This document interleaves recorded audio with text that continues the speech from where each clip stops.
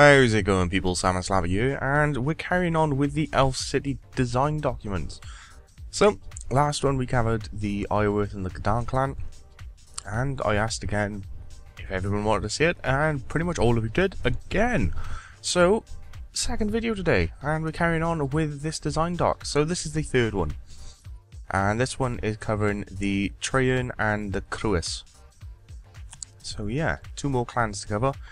These are going to be coming in with the batch 1 updates as well, so they'll be coming along with the Ironworth and the main city on the first update after the quest. So, starting with the Sarin clan then. They're affiliated with mining and smithing, and this is their little sigil. So yeah. So this is the area, and from the looks of it, it's going to be pretty similar to the other clans as well.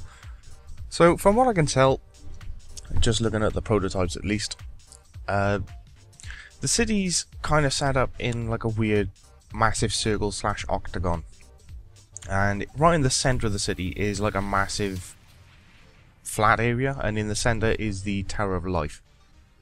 At least that's what it seems like. Well, it might not. Tower of Echoes even. I think it's Echoes. Anyway, the massive big Fugoff tower is going to be in the center, and I'm assuming along with that is probably going to be the Grand Exchange and some banks and stuff. And then, kind of like tailoring off that in 8 different directions, is the Elven clans, which is what you can see here with this little render. And it seems generally the design for the Elven areas seems to be fairly similar, like with the placement of the buildings and stuff are. But as you can see on this one, it is slightly different again, because you have anvils here, some rocks, and it's kind of like, it's made pretty and kind of focused with whatever clan it is. So for example, this one, mining and smithing, so it's going to have like a bunch of mining and smithing stuff lobbed about the place. And the same with like the Ironworth, it'll have the Slayer stuff, so yeah. Seems to be going along with that. But, first things first, this is the central area for this clan anyway. I'm pretty sure this is the Sarin clan. Yeah. So the Sarin clan looks a bit like that, and inside the Sarin clan's area you'll have 2 Runite mining spots. You'll also have 10 Addy spots, 10 coal spots, and 5 gem rocks, all here. The drop table is skewed towards the better gemstones. I'm assuming they're talking about the gem rocks here. Opals, jade, and topaz are removed, and there is an uncommon chance of receiving a summoning gem of various tiers. There is also a rare chance of receiving an onyx. Fucking hell, wasn't expecting that. That's pretty good. So, a little bit different here. Instead of having your typical stones, they're going to be adding a new ore / rock, and this is the Sarin Stones, and you require level 89 mining for this. The player chips away at rock that surrounds a Sarin crystal. Once the crystal is clear, the crystal is dropped down a trapdoor, where they're then taken to the Heffin family.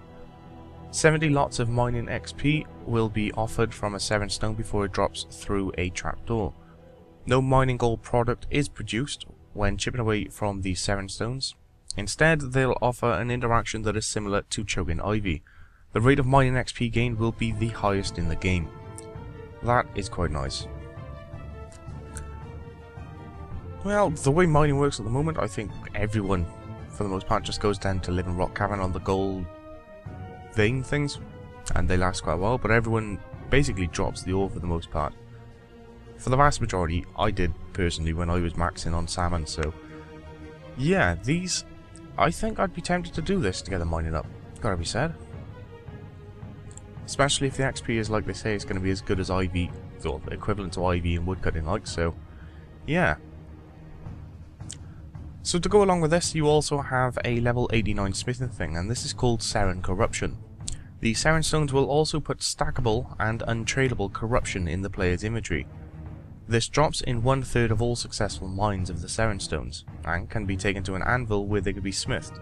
For no end product, the corrupted ore simply disappears, but it will give you a chunk of smithing XP.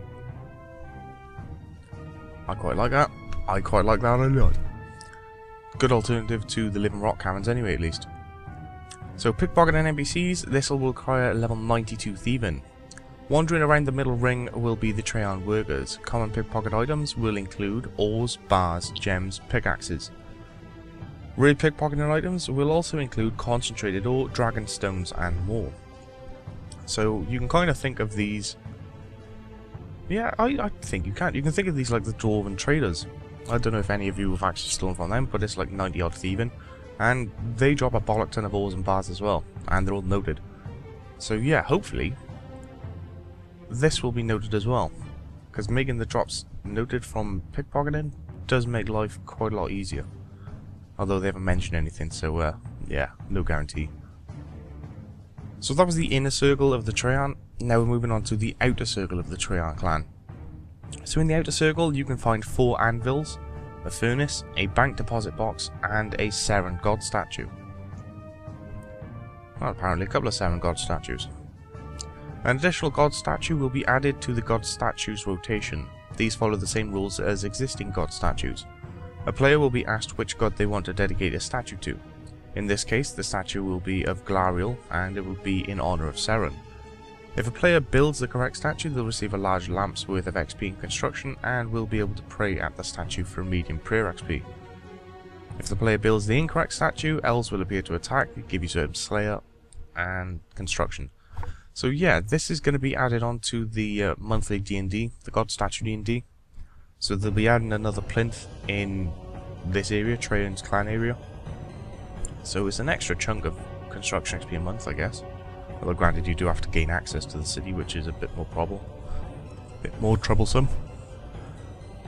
So moving on, you have a tree farming patch here as well. The elf city will have 6 farming patches in total. This creates an extension to the player's current farming runs and routes. Fucking hell. If those are tree patches, oh my god. I mean, 99 farming is pretty quick anyway when you're banging out trees left and right, but Jesus Christ. So, we're moving on to the next one, and this is the Crewis clan. And they're affiliated with woodcutting and farming. These are also going to be coming out with batch 1 as well, mind. So this will be in the first update as such. So this is the Crewis area, which actually for the first time looks quite a bit different from everything else. I can see an elder tree here. So yeah.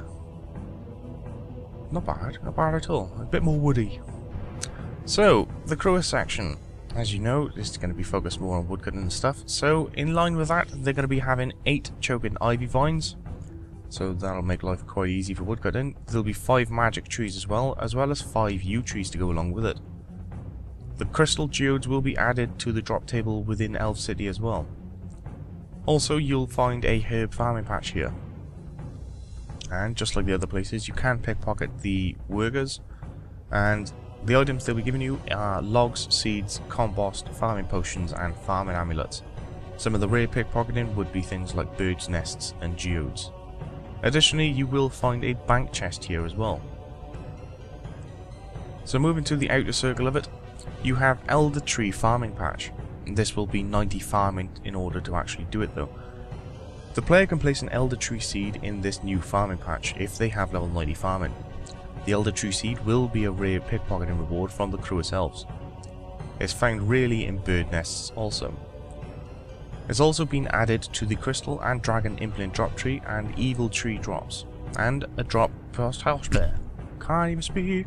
Also a drop possibly from monsters with access to the rare drop table. The intention is that the seeds are more difficult to obtain than magic tree seeds. An elder tree seed is grown in the same manner as existing trees, with a sapling grown in a pot, then adding it to the farm patch. The planted elder tree acts identically to existing elder trees. It can be cut at any time, and after 5 minutes of chopping, the tree is depleted and becomes unavailable until it regrows, which will take roughly 10 minutes of in-game time for the tree to actually regrow. One other thing worth a note of this elder tree farming patch is no other tree can actually be planted there. It must be an elder tree. So yeah, I guess it's kind of working like the telly trees. I can't remember what they're called. Spirit trees, there we go. That was convenient, wasn't it? Oh, a spirit tree will be added to the city, rising from the crater below, making it the largest spirit tree in the game. If the players completed Prisoner Glothree and they talk to the gnome guarding this tree, they'll be able to gain access to +1 spirit tree farming patch, taking their total to 3 spirit tree farming patches at once. The Dark Gnome will provide lore content about the relationship with the Eye of Earth and how the Dark Gnomes have had to adapt to the change of the Elf City. Yeah.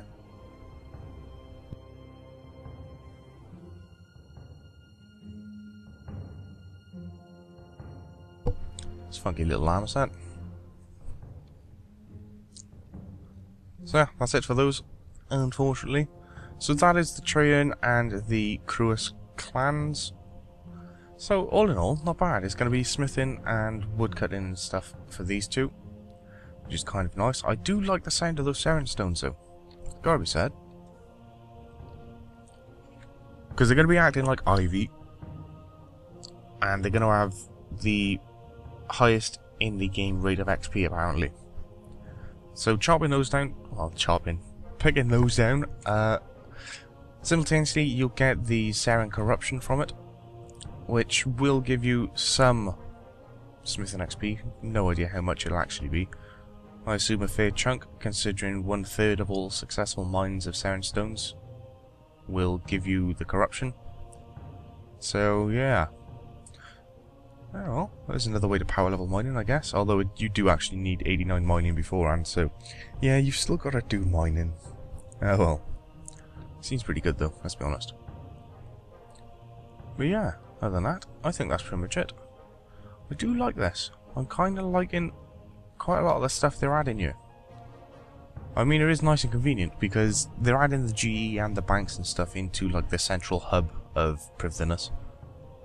And all on the sides, you got the Elven clans, and from what we've seen so far at least, I mean, they got the Slayer Dungeon and the Slayer D&D and stuff in the Eye of Earth.